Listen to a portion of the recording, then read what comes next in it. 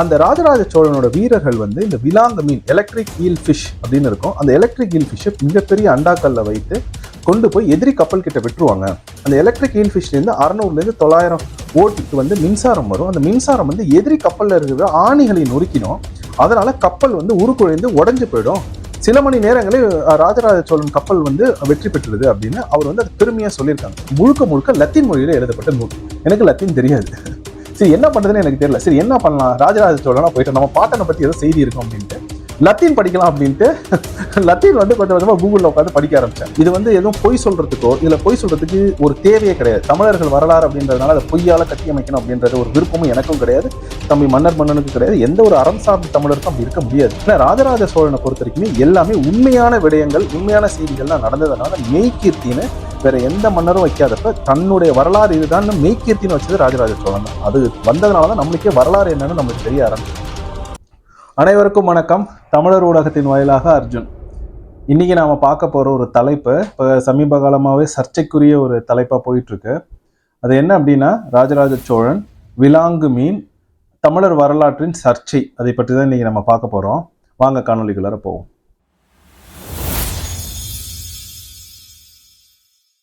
சரி, இந்த தலைப்புக்கு வந்து முதல்ல இந்த தலைப்புக்கும் எனக்கு என்ன தொடர்பு இருக்கு அப்படின்றத நான் ரொம்ப விளக்கி சொல்லிடுறேன். இந்த காணொலி கொஞ்சம் நீண்ட நெடிய காணொலியாவே இருக்கும். இப்போ நிறைய பேர் ஷார்ட்ஸ் தான் பார்க்குறாங்க. ஆனால் வரலாற்றை பொறுத்த வரைக்கும் ஷார்ட்ஸால என்னால் வந்து சொல்ல முடியாது. வரலாறு என்பது ஒரு நீண்ட நெடிய பயணம். அதை வந்து நம்ம பொறுமையாக தான் பேச முடியும். அதனால என்னோட காணொலிகள் பார்க்குறவங்களுக்கு தெரியும், நான் கொஞ்சம் பொறுமையாக தான் இதெல்லாம் தகவலை வந்து நான் கடத்துவேன் அப்படின்னு. அதுக்கு மிக முக்கியமான காரணம் என்ன அப்படின்னா, இப்போ நம்ம பேச போகிறதே வந்து கொஞ்சம் நீண்ட நெடிய காலம் நடந்ததும் கூட. இப்போ இதை நம்ம தேட ஆரம்பிச்சதுலேருந்து என்ன நடந்துச்சு அப்படின்றத நான் ரொம்ப விளக்கியே சொல்லிடுறேன். என்ன அப்படின்னா, இப்ப இந்த விலாங்கு மீன் பத்தியும் அதை வந்து ராஜராஜ சோழன் வந்து தன்னோட கடற்படையில பயன்படுத்தினதா தம்பி மன்னன் சொன்னாரு. அது தொடர்பான உண்டான சர்ச்சைகள், அதை திராவிட இயக்கத்தை சேர்ந்தவங்க, மிக முக்கியமா திராவிடர்கள், அவங்க வந்து என்ன பண்றாங்க அப்படின்னா அதை கிண்டல் அடிச்சு தமிழர்கள்னாலே எல்லாமே பெருமையா பேசுறது அப்படின்னு பேசுறாங்க. ஆனா இந்த தகவலுக்கும் எனக்கு என்ன தொடர்பு இருக்குன்னா, முதல்ல இந்த தகவலை வந்து காணொலி வாயிலாக, அதாவது ஒரு காணொலி வாயிலாக கொண்டு வந்து சொன்னது நான் தான். ஆனா இந்த தகவலை நான் எங்க படிச்சேன்னு நான் சொல்லிடுறேன். அதுல ஈடுபட்ட ஆளுமைகளை பத்தி நான் சொல்லிடுறேன். இது முதல்ல எங்க ஆரம்பிச்சிச்சுன்னு முதல்ல பேசுவோம். ஜூலை 2019 சிகாகோ அப்படின்னு அமெரிக்கால ஒரு மாநகரம் ஒண்ணு இருக்கு. அந்த மாநகரத்துல ஃபெட்னா, இங்க இருக்கிற தமிழ் அமைப்புகள் எல்லாம் சேர்ந்து வருடம் ஒரு நிகழ்வு கொண்டாடுவாங்க.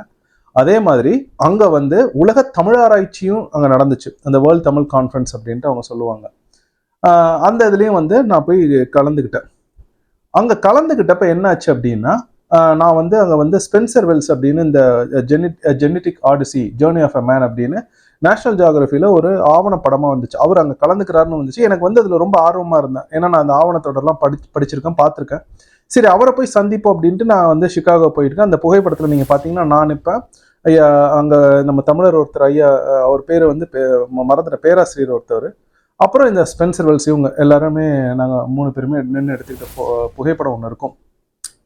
அந்த இடத்துல நான் ஸ்பென்சர் வெல்கிட்ட சில கேள்விகளையும் கேட்டேன். ஆனால் இந்த காணொலிக்கு அது தேவையில்லைன்றதுனால நான் அதை தவிர்த்துறேன். இதை ஏன் நான் சொல்றேன்னா, இப்போ நான் அந்த இடத்துல அங்கே போனேன், அந்த நிகழ்வு நடந்தப்ப அந்த உலக தமிழாராய்ச்சி நிறுவனம் அவங்க நடத்திய வேர்ல்ட் தமிழ் ரிசர்ச் கான்ஃபரன்ஸ் நடத்தின அந்த இடத்துல வந்து ஒரு விழா மலர் ஒன்று வெளியிட்டாங்க. அதுலேருந்து தான் இந்த தகவல்கள் ஆரம்பிச்சிச்சு. அதனாலதான் இதுதான் வேர். இந்த வேர் வந்து ஜூலை 2019 நடந்தது.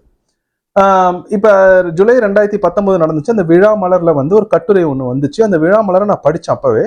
ஆனா இந்த கட்டுரையை நான் உன்னிப்பா படிக்காம நான் விட்டுட்டேன். வேற ஏதோ ஒரு காரண கட்டத்துல நான் அதை உன்னிப்பா கவனிக்காம விட்டுட்டேன். அது முடிஞ்சு ஒரு 2 வருடங்கள் போகுது.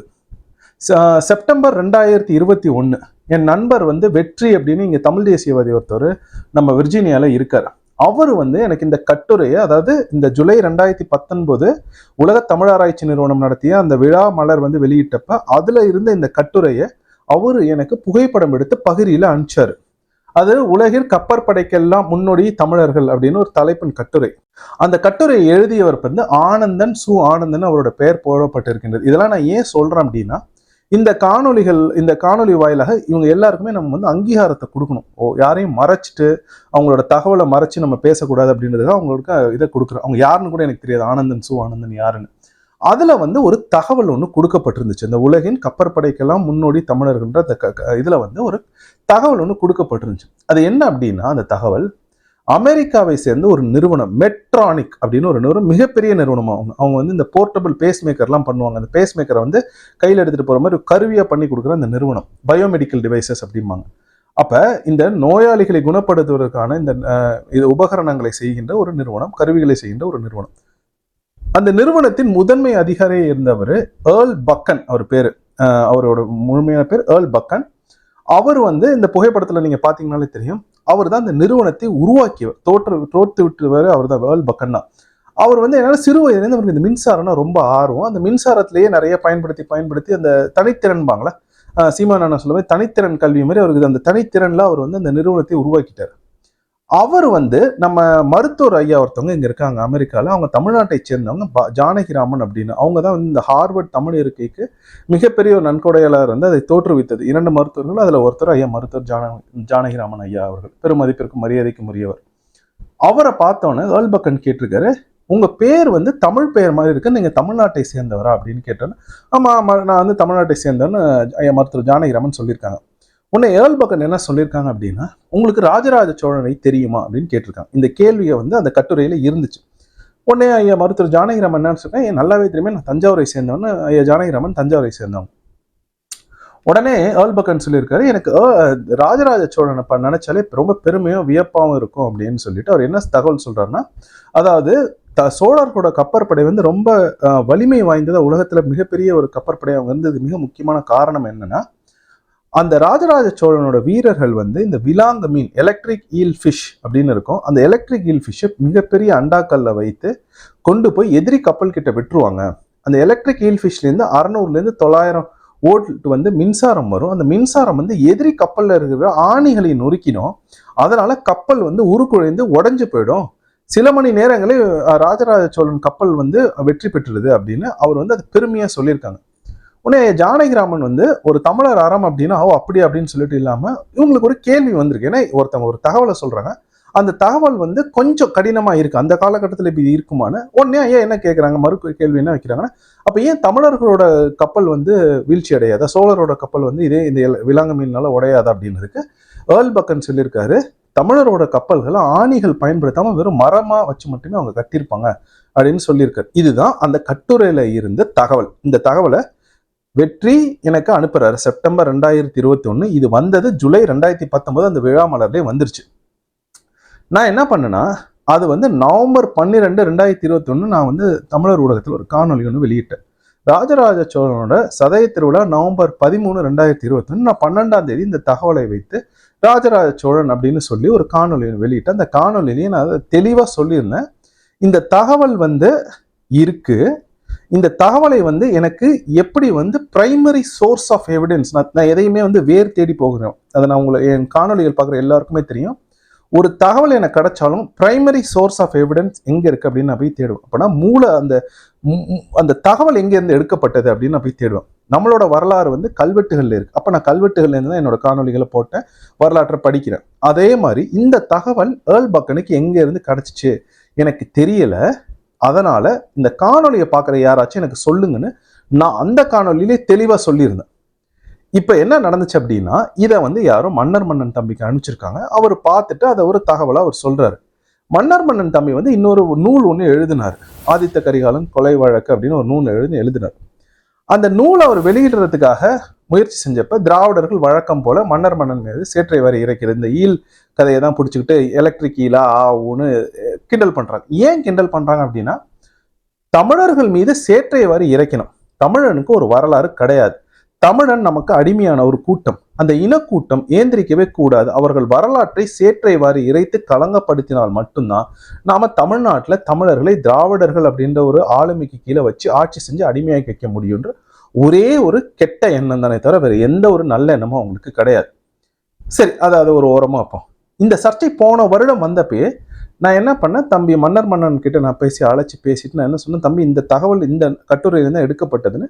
அந்த கட்டுரை எனக்கு வெற்றி அனுப்பிச்ச கட்டுரையை நான் மன்னனுக்கு கடத்திட்டு நான் சொன்னேன், நம்ம வேணா பேசுவோமா இதை பத்தி, நீங்க வேணா நம்ம 2 பேரும் பேசிக்கிற மாதிரி ஒரு காணொலி ஒன்று போடுவோமான்னு.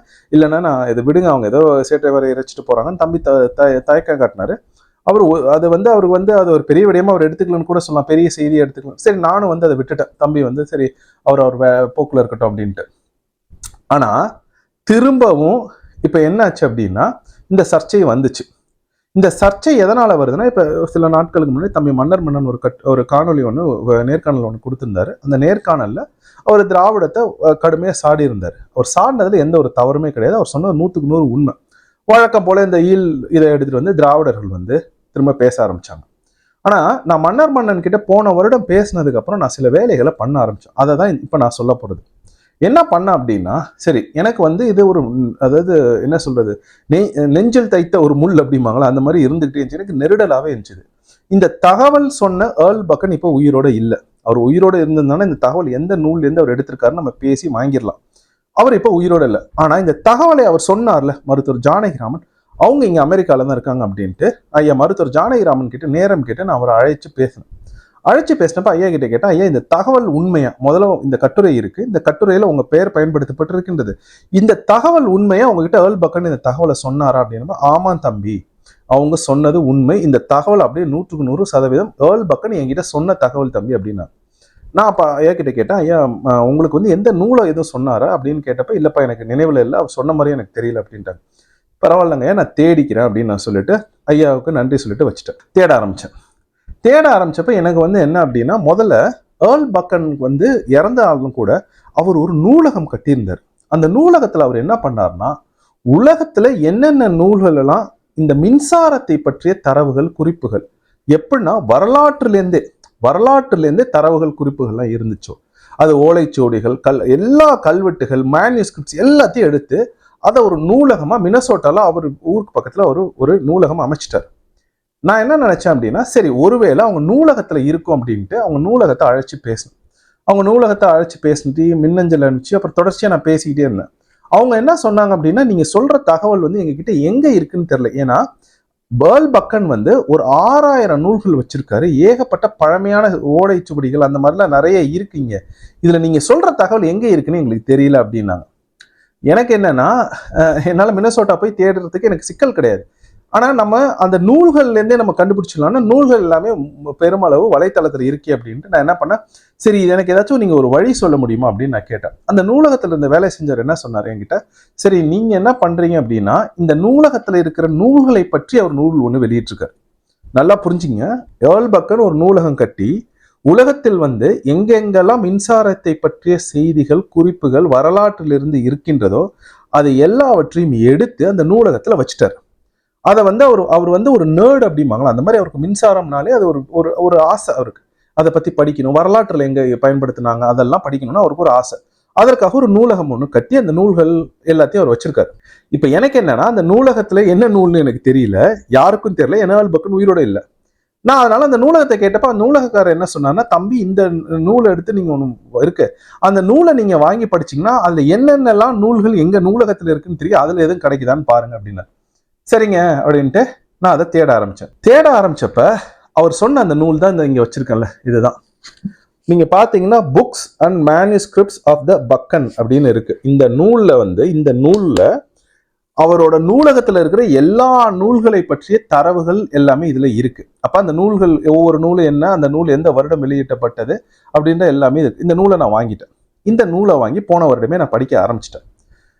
போன வருடம் படிச்சப்ப எனக்கு என்ன இதுல சிக்கல் வந்துச்சு அப்படின்னா, எனக்கு தமிழ் ஆங்கிலம் இந்த 2 மொழிகளை தவிர வேற மொழிகள் எனக்கு தெரியாது.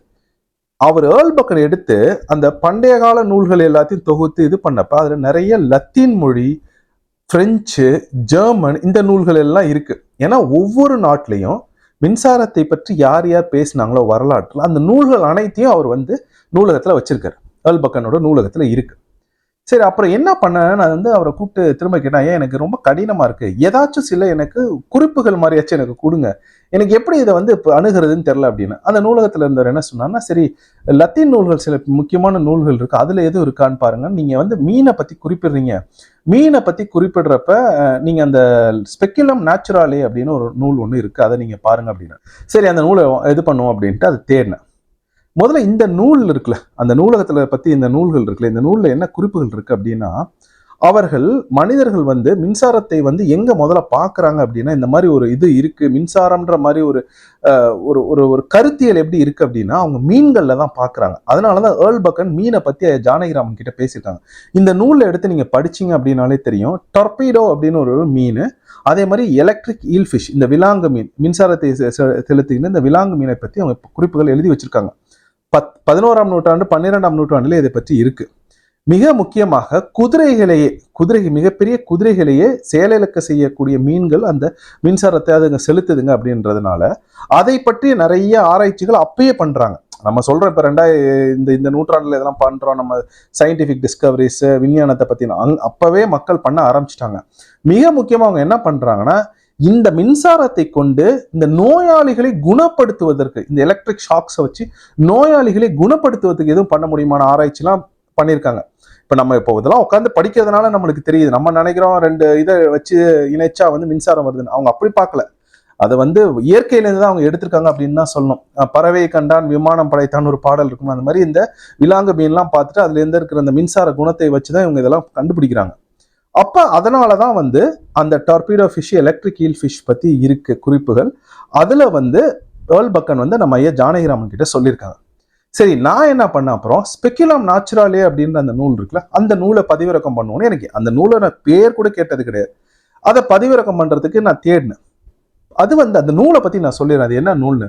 13ஆம் நூற்றாண்டை சேர்ந்த ஒருத்தவர் எழுதினர், வின்சென்ட் அப்படின்னு எழுதினவர். அவர் யார் எழுத சொன்னான்னா, லூயி, பிரெஞ்சு மன்னர் லூயி 9ஆம் லூயி வந்து சொல்றாரு, உலகத்தில் உள்ள என்னென்ன நல்ல தரவுகள் இருக்கோ அந்த தகவல் களஞ்சியம் மாதிரி, என்சைக்ளோபீடியா மாதிரி நீங்க வந்து இதை உருவாக்கணும் அப்படின்னா 30 வருடங்கள் உட்காந்து வின்சென்ட் வந்து அந்த நூலை எழுதுற. அந்த நூல் தான் ஸ்பெக்குலம் நேச்சுரலே அப்படின்ற நூல்.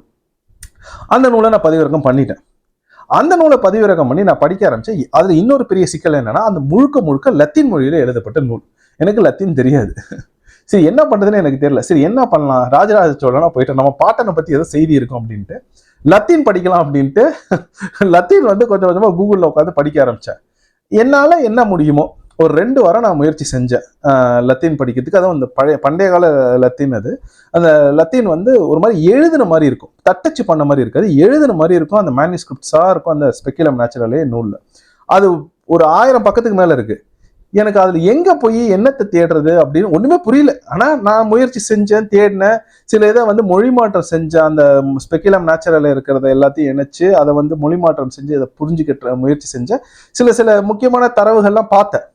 சரி, இது வேலைக்கு ஆகாது, ஏன்னா இதை படிக்க ஆரம்பிச்சோன்னா அது ஆயிரக்கணக்கான பக்கங்கள் இருக்கு, நம்ம என்ன பண்ண முடியும் அப்படின்ட்டு அப்புறம் எங்க அண்ணன் ஒருத்தங்க இருக்காங்க, ரோலண்ட் அப்படின்னு.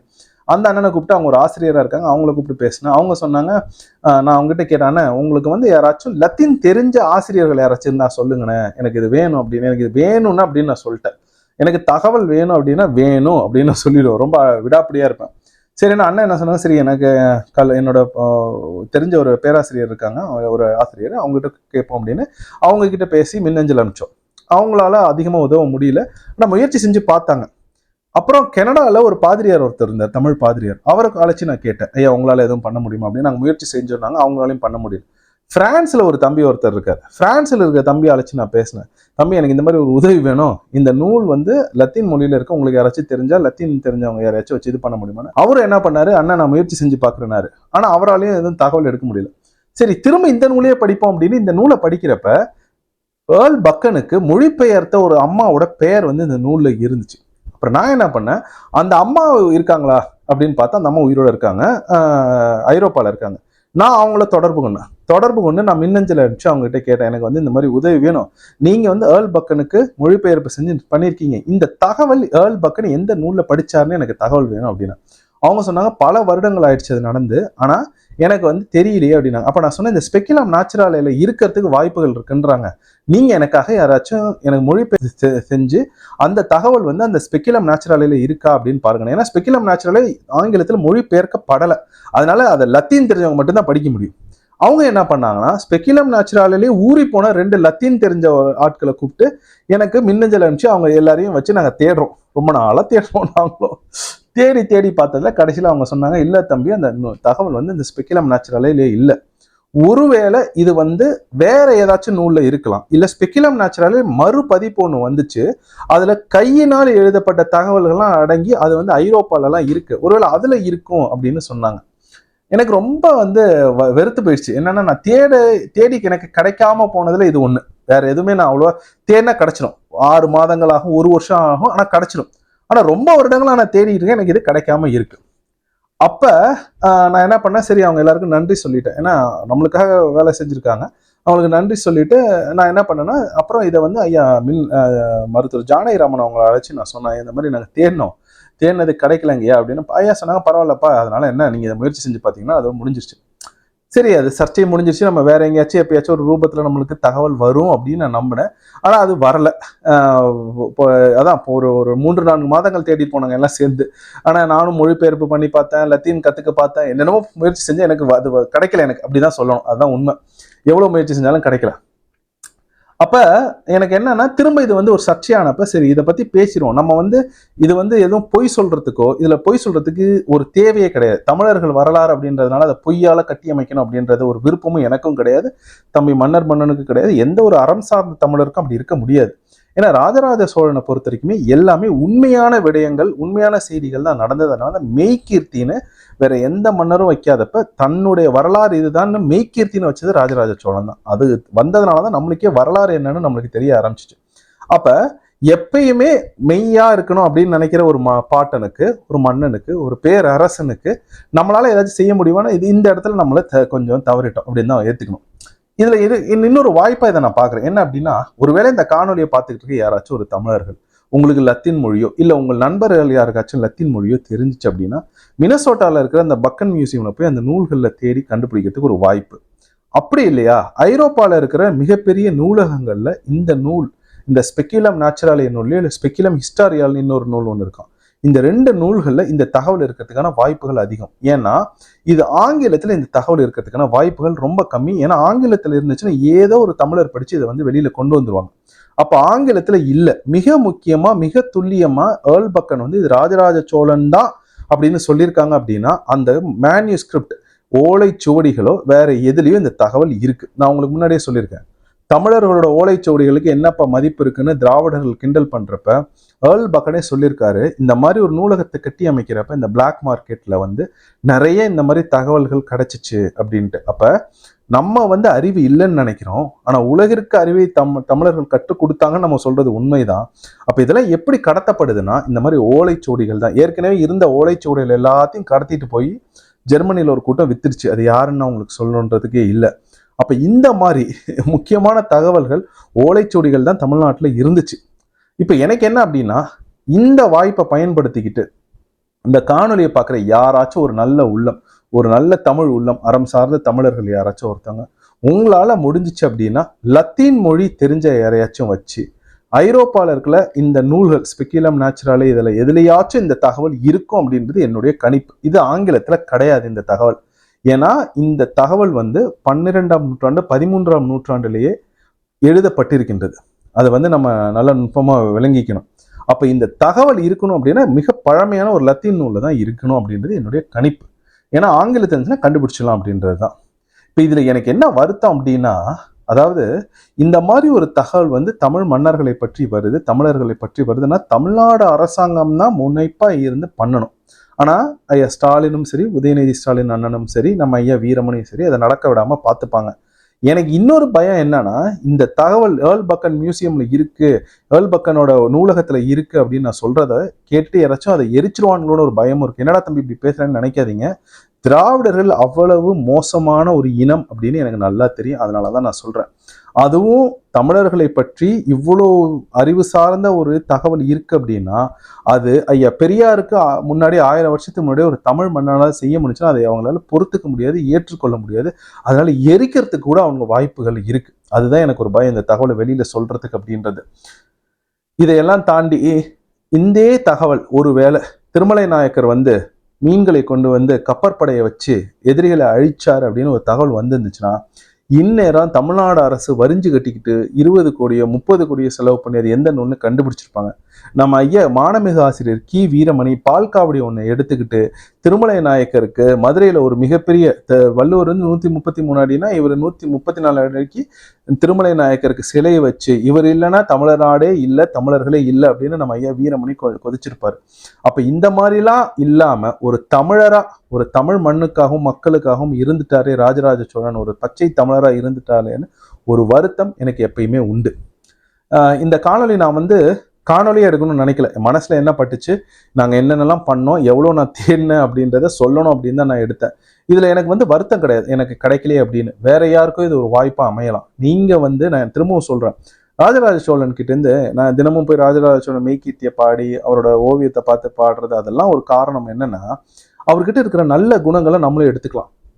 அப்ப பேரரசன் அவர் என்ன சொல்றாருன்னா, எனக்கு இந்த தண்ணீர் நீர்நிலைகளை யார் பார்த்துக்கிறீங்களோ அவர்களோட காலை எடுத்து என் தலையில் வைத்துக் கொள்வேன்னு ஒரு மன்னர் பேரரசன் சொல்றாரு. ஒரு பேரரசனே சொல்றப்ப நாமெல்லாம் ஏமாத்துறோம். நான் திரும்பவும் அதான் சொல்றேன், நீங்க யாராச்சும் இந்த தகவலை நீங்களே வெளியிடுங்க, நீங்களே படிங்க, நீங்களே பிரைமரி சோர்ஸ் ஆஃப் எவிடன்ஸ் ஏதோ ஒரு நூல்ல இருக்கு, லத்தீன் மொழியில் எழுதப்பட்டு ஏதோ ஒரு மேனுஸ்கிரிப்ட்ல இருக்கு, அதை நீங்க படிச்சிங்க அப்படின்னா நீங்களே வெளியிடுங்க. எனக்கு பெரும் மகிழ்ச்சி தான். என்னை பொறுத்த வரைக்கும் தமிழர்கள் வரலாறு இன்னும் தெளிவாக மக்கள் கிட்ட கொண்டு போய் சேர்த்தா அது எனக்கு மகிழ்ச்சி தான். அது என் மூலமாக தான் போகணுன்றதும் கிடையாது. நான் முடிஞ்ச அளவுக்கு இந்த இதில் யார் யாரெல்லாம் ஈடுபட்டிருந்தாங்களோ எல்லாரோட பேரையும் நான் சொல்லியிருக்கேன். எல்லாருக்கும் வந்து ஒரு அங்கீகாரம் கொடுக்குறோம். ஏன்னா அவங்க கஷ்டப்பட்டு ஒரு வேலையை செய்கிறாங்க அப்படின்னா அதுக்கான அங்கீகாரத்தை கொடுக்கணும். ஒருவேளை யாரோட பேரையாச்சும் நான் சொல்லாமல் இருந்தால் என்னை மன்னித்துக் கொள்ளுங்கள். அடுத்து 2 முக்கியமான காணொலிகள் வரப்போகுது. ஒன்று என்ன அப்படின்னா, பெரியாருக்கு முன் தமிழர்களின் கல்வி. ஐயா பெரியார் வந்து தான் தமிழர்களுக்கு கல்வி கொடுத்தார் அப்படின்னு சொல்ற ஒரு களவாணி கூட்டத்திற்கு பதில் அளித்து, இல்லை, தமிழர்களுக்கு பன்னெடுங்காலமாக கல்வி வந்து இருந்தது, அது எதனால் யாரால் மறுக்கப்பட்டது அப்படின்றது ஒரு காணொலி. 2வது காணொலி நான் வைக்க போற பெயர் விஜயநகர ஃபார்முலா. இந்த விஜயநகர ஃபார்முலால தமிழ்நாட்டில் இருக்கும் திராவிடர்கள் எப்படி தமிழர்களை பன்னெடுங்காலமாக ஏமாத்துறாங்க, நிறைய ஏமாத்துறாங்க, ஆனா அவங்களுக்குன்னு ஒரு சில பேட்டர்ன்ஸ் இருக்கு அந்த ஏமாத்துறதுல, அதையும் நம்ம பார்ப்போம். வருங்காலத்துல திராவிட முகத்திரைகள் தயவு தாட்சணியமின்றி கிழித்து எறியப்படும். நன்றி.